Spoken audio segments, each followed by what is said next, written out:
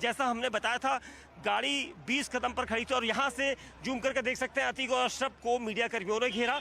Media कर्मियों ने जैसे ही घेरा वहाँ पर से आवाज़ आई कि बयान दीजिए और आप देखिए तस्वीरों में यहाँ पर ठीक उसी तरह का रिक्रिएशन कराया जा रहा है अतीक अहमद और अशरफ के ऊपर, जिसके बाद ताबड़तोड़ गोलियां मारी गई थी। लेकिन अब सवाल यहाँ पर जैसे ही देखिए मीडिया कर्मियों ने रोका है, सवाल पूछने के लिए कोशिश मीडिया कर्मियों की तरफ से की गई है और अतीक और अशरफ जैसे ही जवाब देने के लिए अतीक सामने आए तो उसी वक्त हमला होगा। देखिए किस तरह से कितनी देर यहाँ पर रुके, तकरीबन 15 सेकेंड 20 सेकेंड का समय यहाँ पर हुआ है जो रुकने का हुआ है। और उसके बाद अभी तस्वीरों में देखेंगे आप कि मीडिया कर्मी देखिए बात कर रहे हैं, मीडिया कर्मियों ने अतीक अहमद से कैसे बात करी वो दिखाया जा रहा है यहाँ पर।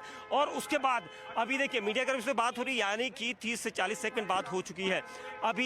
अभी भी अतीक अब जैसे ही जवाब देगा, क्योंकि अतीक का जो बायां हाथ है, क्योंकि अटैक वहां से पहले हुआ था, बाईं तरफ से अटैक हुआ था, यानी जो पुलिसकर्मी थे उनकी, ये देखिए अतीक पर ये अटैक किया गया और ऐसे फायर किया गया। उसके बाद मीडिया कर्मी से भगदड़ हुए, दोनों भाई अतीक और अशरफ जमीन पर गिर पड़े हैं।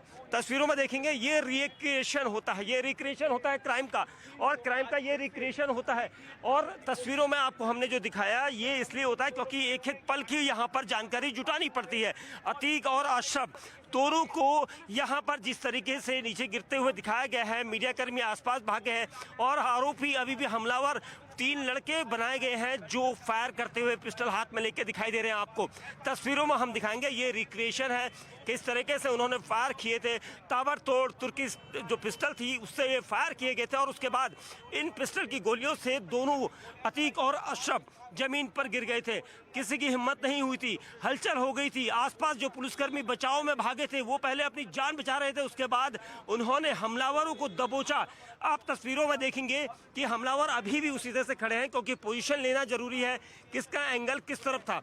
कौन जो शूटर थे उन्होंने पिस्टल बिल्कुल नज़दीक से तानी थी, पहले सिर की तरफ टारगेट किया गया था ताकि वो दोनों को सिर में चोट लगे, यानी गोली जो है टास्क जो था वो सिर था। उसके बाद देखिए बचाव के लिए उन्होंने पीछे की तरफ भागने की कोशिश करी, उसके बाद अपनी पिस्टल और पुलिसकर्मियों ने उसे दबोचा है।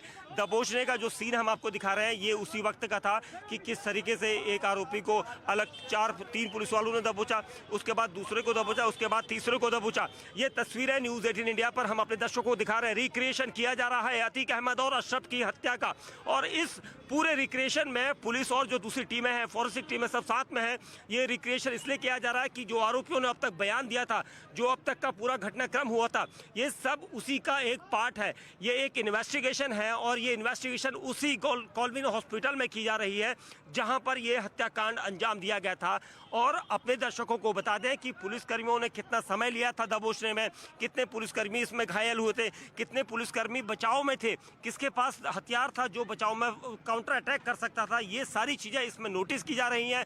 और इसी वजह से यहाँ पर अभी भी अतीक और अशरफ जो बनाए गए हैं डमी मॉडल, उन दोनों के डमी अभी भी लेटे हुए हैं जमीन में, क्योंकि फॉरेंसिक टीमें ये आजमा रही हैं, ये जांच कर रही हैं कि कितनी दूरी थी इन लोगों के बीच में।